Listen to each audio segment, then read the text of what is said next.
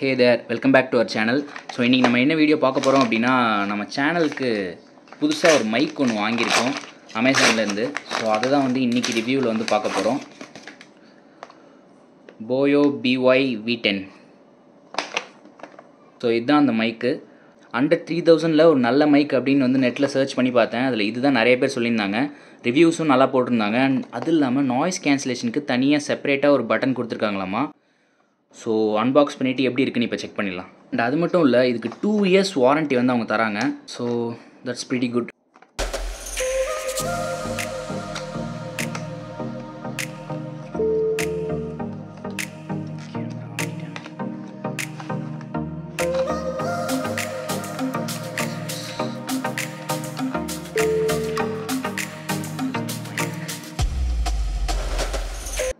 Okay, this is the mic.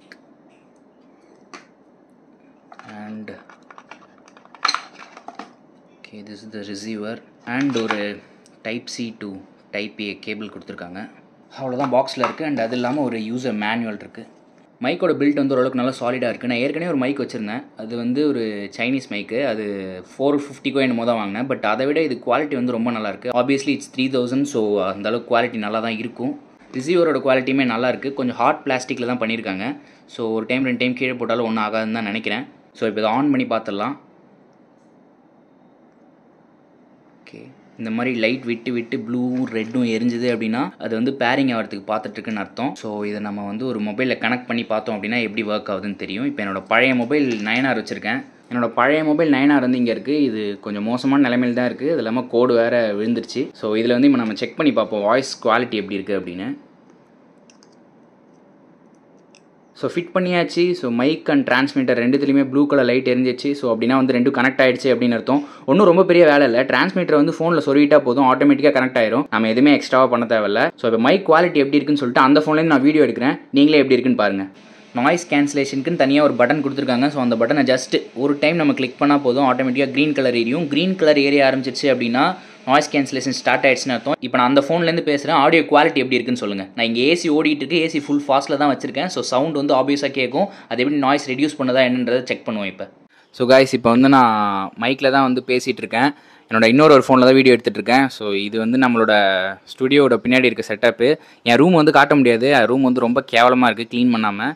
So adjust பண்ணிக்கோங்க. அடுத்து வந்து இப்போ நான் நாய்ஸ் கேன்சலேஷன் பட்டன் வந்து ஆன் பண்ண போகிறேன். ஸோ இப்போ நாய்ஸ் கேன்சலேஷன் பட்டன் ஆன் பண்ணிட்டேன். எப்படி இருக்குன்றதை பாருங்கள். எனக்கு தெரிஞ்சு நல்லா இருக்கும்னு தான் நினைக்கிறேன். நானும் இப்போ வீடியோ எடுத்து முடிச்சுட்டு இப்போ செக் பண்ணுறேன். ஸோ நீங்களும் எப்படி இருக்குன்றதை கமெண்ட்டில் சொல்லுங்கள். ஸோ அதேமாதிரி வந்து இந்த கிளிப்பையும் வந்து நம்மளால் சேஞ்ச் பண்ணிக்க முடியும் பொசிஷனை. இது 360 டிகிரி வந்து டேர்ன் ஆகும். ஸோ எந்த பொசிஷனில் நமக்கு வேணுமோ அந்த பொசிஷனில் வச்சு நம்ம அந்த கிளிப்பை வந்து மாட்டிக்கலாம். டைப் சி சார்ஜ் போட்டு வந்து கீழே கொடுத்துருக்காங்க. அன்றைக்குமோ ஒரு 30 to 40 மினிட்ஸ் சார்ஜ் போடணும்னு நினைக்கிறேன்.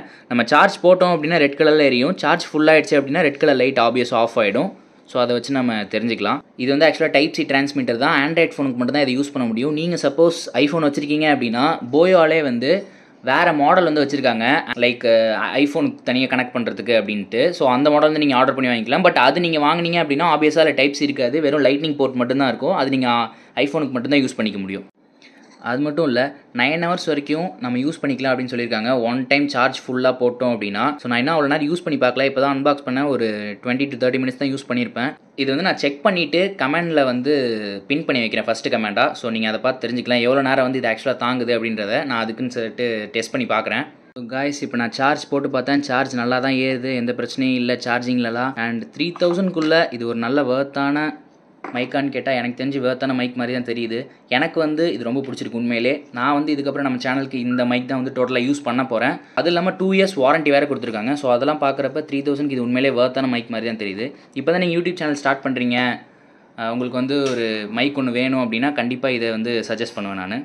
ஸோ அவ்வளோதான் கைஸ் இந்த வீடியோ பிடிச்சிருக்கு அப்படின்னா லைக் பண்ணுங்கள், ஷேர் பண்ணுங்கள். அண்ட் நம்ம சேனலுக்கு மறக்காமல் சப்ஸ்கிரைப் பண்ணுங்கள். 1K சப்ஸ்கிரைபர்ஸ் தாண்டி போயிட்டுருக்கு. ஸோ சப்ஸ்கிரைப் பண்ண எல்லாத்துக்குமே ரொம்ப தேங்க்ஸ். அடுத்த வீடியோவில் பார்ப்போம். அது வரைக்கும் பை பாய்.